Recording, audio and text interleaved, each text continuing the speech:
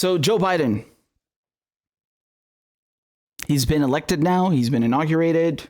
He's the president of the United States. And his first order of business has been to sign a stack of executive orders. Okay, let's take a look at them, shall we? So there's one about masks. If you're in a federal building, federal land, you have to wear a mask. This is going to last for 100 days, and there's also going to be physical distancing. Here, he's going to stop the United States withdrawal from the WHO, God, I can't even speak. I'm having a Biden moment. The World Health Organization, goddammit.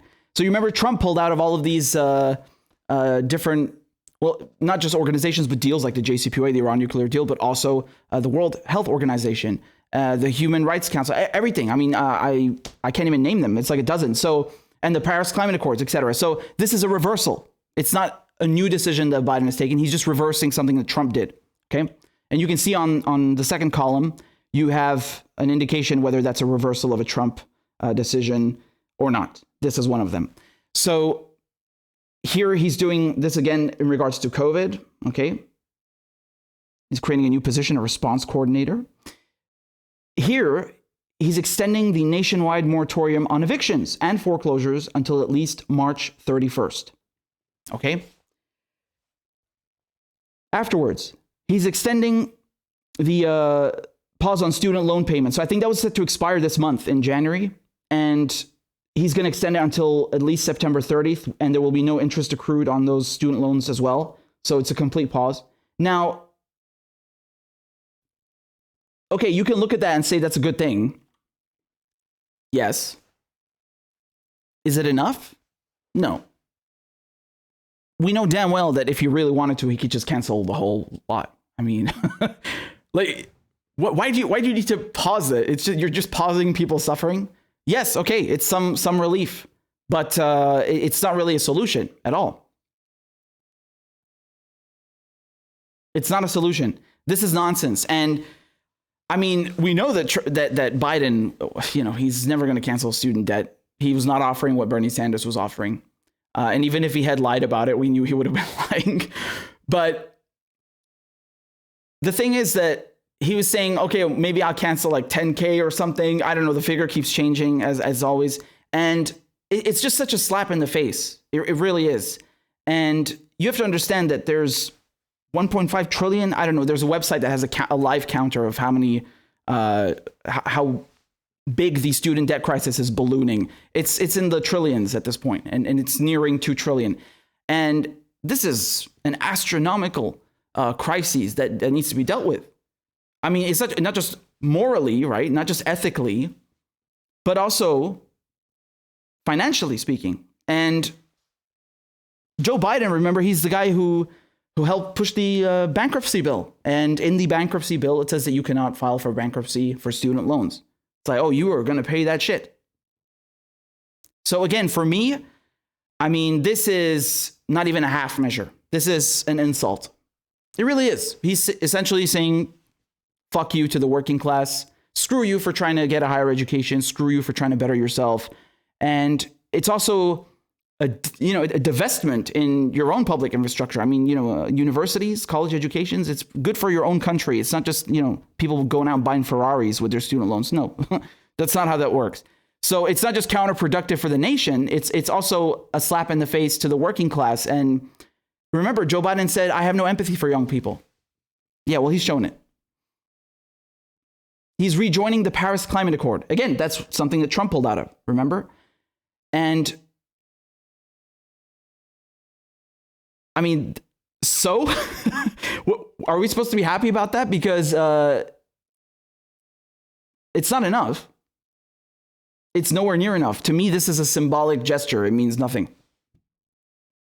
It's not me saying that, right? I mean, the UN have made it pretty clear that the goals themselves of the Paris Climate Accord are not enough. So even if Trump hadn't left it, it's not enough. Do you understand? You need immediate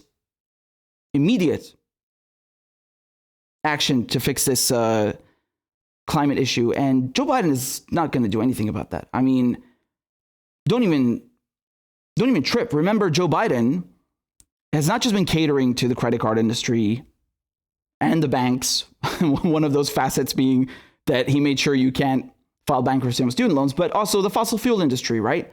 So another one of his executive orders here, he says he's canceling the Keystone XL pipeline. Okay, what about the Dakota Access pipeline? What about that? Oh, that's not being canceled, apparently. No word on that. And you go and look at who's been taking the most contributions from oil and gas. He's second to fucking Trump. Do you remember how he lied during his primary campaign about a fundraiser that he was doing at the house of a fossil fuel executive? And then he claimed, oh, I didn't know he's a fossil fuel executive. Really? You didn't know that? You just hold fundraisers, private fundraisers at random people's houses? You don't know who they are? That's weird. That's odd for someone running for president. Are you sure you can handle it if you don't know where you're going? I mean, it doesn't inspire a lot of confidence. And remember, Joe Biden lied about banning fracking, and Kamala Harris, of course. Here they are, side by side. This is before they got the nomination from the Democratic Party, and after. Quite a stark difference. There's no question I'm in favor of banning fracking. So, yeah. Joe Biden will not ban fracking. That is a fact. No more, no new fracking. I am not banning fracking. Well, that's pretty clear to me. They're not banning fracking and they're liars. So there it is. I mean, what the fuck are you expecting from these corrupt agents of Wall Street? What are you expecting? More half measures, right? And here we have, he's reversing the Trump administration's 1776 commission, directs agencies to review their actions to ensure racial equity. Now, hold on a second right there, okay? Because I pulled up this this tweet from Sean King. I don't know if I have it over here, but I'm also pretty sure that Joe Biden said that he would, one of his first executive actions, one of his first executive orders would be to do something about mass incarceration, to do something about policing. Where is it? It's not in this list. I didn't see anything. There's nothing in here about mass incarceration. There's, which he's responsible for, having written the crime bill, that son of a bitch. Nothing. And Kamala Harris, of course, right? Both of them great friends of the prison industrial complex, which is, let's call it for what it is. It's modern slavery. That's what it is.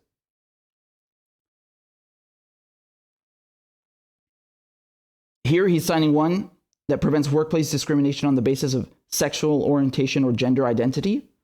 Okay. Here, this was about the census. So I remember when Trump tried to do this. So this is also a reversal of one of Trump's policies. It requires non-citizens to be included in the census. So there was this whole scandal about wanting to include a question in the census. Are you a U.S. citizen? You remember that? So he's reversing that. This fortifies DACA after Trump's efforts to undo protections for undocumented people brought into the country as children. Okay.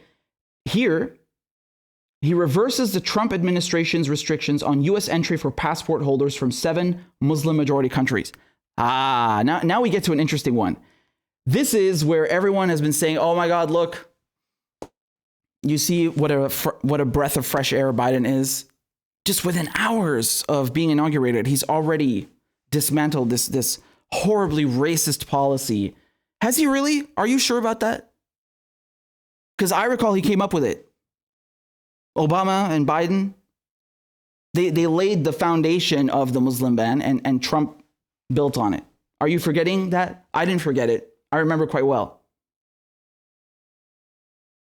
He didn't cancel that. That's still there. But of course, 99.9% of people have no clue about that.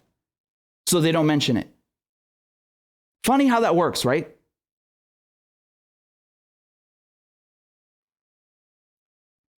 This is from, here we go. So as opposed to being an anomaly induced by Trump's presidency, the ban, the so-called Muslim ban, was set in motion by Barack Obama's administration.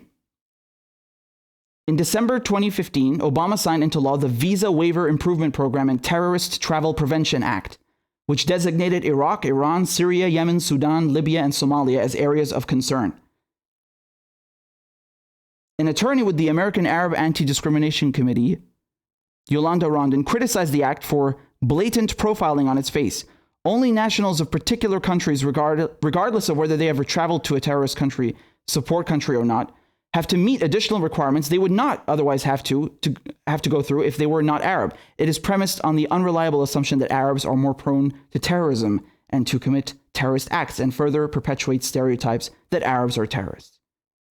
So they didn't tell you that part, of course, right? This is from Observer, by the way.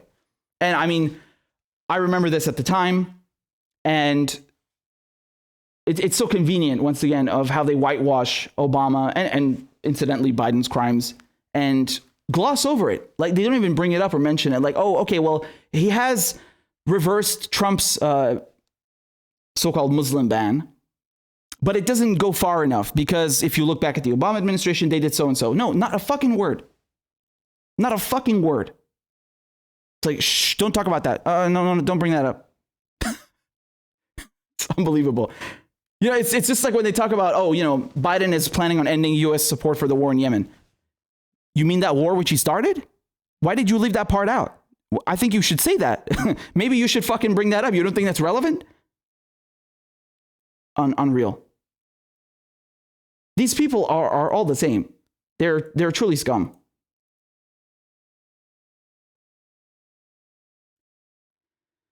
So here he's also signing, Joe Biden's also undoing Trump's expansion of immigration enforcement within the United States.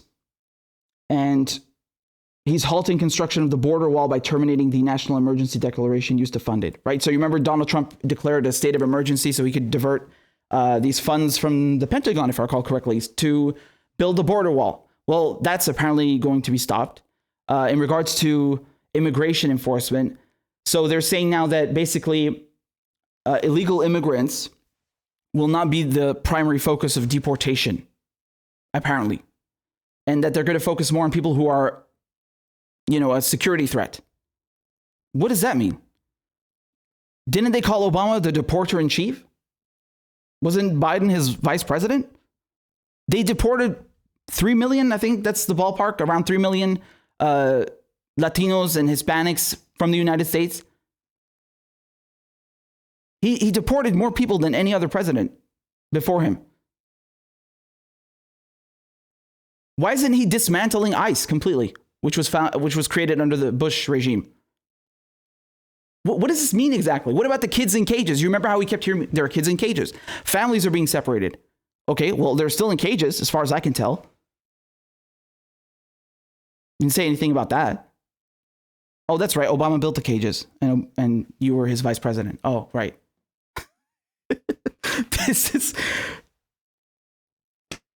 They're going back to brunch, man. This is what this is. They're just resuming the same fucking program. Business as usual. Here he's extending deferrals of deportation and work authorizations for Liberians with a safe haven in the U.S. until June 30th, 2022. Here, he requires executive branch appointees to sign an ethics pledge, barring them from acting in personal interest and requiring them to uphold the independence of the DOJ. Speaking of the DOJ, we'll get to Assange in a second. And here he's directing, this executive order directs the OMB director to develop recommendations to modernize regulatory review and undoes Trump's regulatory approval process. Remember, the new OMB is Neera Tanden. So I don't think she's been confirmed just yet. They'll do that soon. And of course, you'll see Bernie Sanders vote for her. Get ready. So, you know, here is Biden signing all these things, right? Executive orders over the next several days, week. And I'm going to start today. The compounding crisis of COVID-19, along with the economic crisis following that, and climate crisis, racial equity issues. And, some of the executive actions I'm going to be signing today are going to help change the course of the COVID crisis, and we're going to combat climate change in a way that we haven't done so far, and advance racial equity and support other underserved communities. We're going to rebuild our economy as well. And these are just all starting points. We're going to, in the process of rebuilding the economy, do what I said throughout the campaign and while running, rebuild the backbone of the country, the middle class. And so there's going to be a lot of focus on that. And I think some of the things we're going to be doing are bold and vital. And there's no time to start like today. So what I'm going to be doing, I'm proud of today's executive actions. I'm going to start by keeping the promises I made to the American people. A long way to go. These are just executive actions. They are important, but we're going to need legislation for a lot of the things we're going to do. And the first order I'm going to be signing here relates to COVID, and it's requiring, as I said all along, where I have authority, mandating masks be worn, social distancing be kept on federal property, on interstate commerce, et cetera. So this is the first one I'm signing.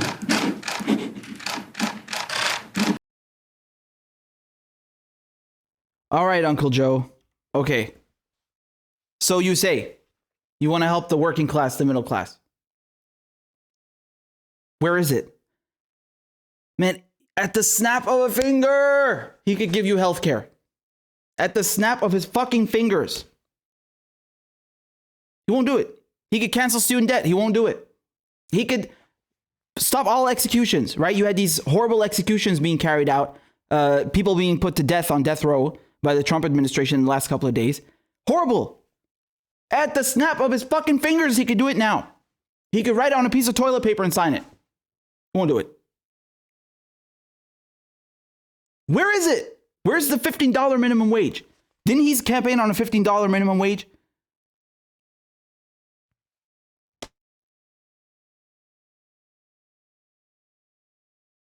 Why are they such pieces of shit? Why are they so horrible? Nothing, man, nothing. I know there's going to be some smartass who's going to like, there are things you just can't do by executive order. Shut the fuck up, asshole. Go and fuck yourself. You're talking about the richest nation in history. Yeah? They got so much money, they don't even know what the fuck to do with it. They got money for Space Force. They got money to come in and bomb my country. You got money for that, asshole? Don't give me these excuses. Don't give me that bullshit. Don't make excuses for corruption. Stop making excuses for people who serve Wall Street. Stop making excuses for the military-industrial complex. Have some fucking shame, man. Have some fucking shame. Have some goddamn empathy. What is wrong with you? People out there suffering. Yeah, this is a good start. Why, dude, how hard is it to do what I just told you? You can't do both?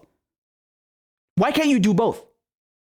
Why can't you do both? Because they don't want to do both. That's why. Because Joe Biden, every US president, they're not elected to serve you. This is a show. This is a facade. And it's further cemented and underscored by the fact that he is only rolling back the things that Trump did and leaving in place the shit that he is responsible for, that Obama is responsible for, that the neoliberal system is responsible for. He's leaving them untouched. Don't care. These people are such frauds. Truly, they're such frauds. So there you go.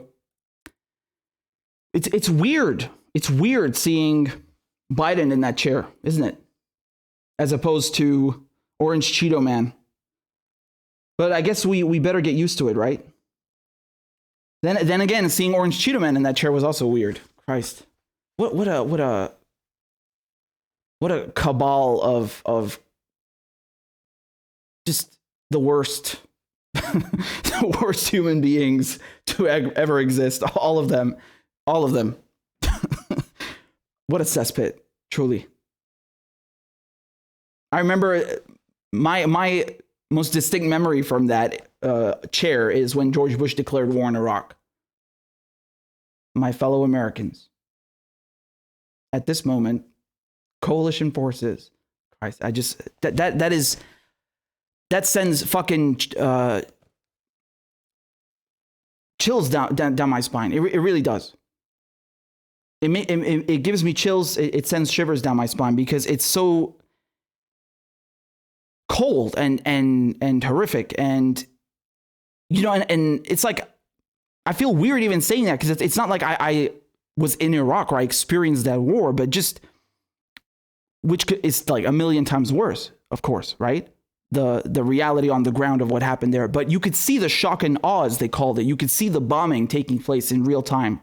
The tanks invading, the aerial bombardment of Baghdad. You saw the night vision footage of you know, tracer bullets going off in the air. I mean, it was really like, you really felt, again, if any one of you remembers this, maybe you agree with me. You really felt at that time like the whole world was just frozen, and you had this great apocalyptic thing unfolding. That's how I remember it, and I think it's accurate. I think it's true because the world has not been the same since, and arguably you could say it's earlier than that with Afghanistan, right? And we're still not out of it, man. We're still not out of it. You still have U.S. troops, coalition troops in Iraq to this day. They have not left that place. And now they're in even more places. Now they're in Syria. And the empire continues. And my point here, I think I'll just conclude with the fact that Joe Biden could have done much more with executive action, and he's not doing it. And I think this is just a means to shut people up. This is like the bare minimum. It's not even the bare minimum, because to me, the bare minimum is, you know, having healthcare, for example. That to me is like, you don't even contemplate such a thing. Of course, that is the real bare minimum, if we're being honest. This is not the bare minimum. Not at all. You could cancel student loan debt if you wanted to. He's not doing it. This shows that he is dedicated to serving Wall Street, that he's dedicated to serving the banks. Not you. We knew that, but it's important to underline that because not many people will be doing that for the next couple of years. So, you know.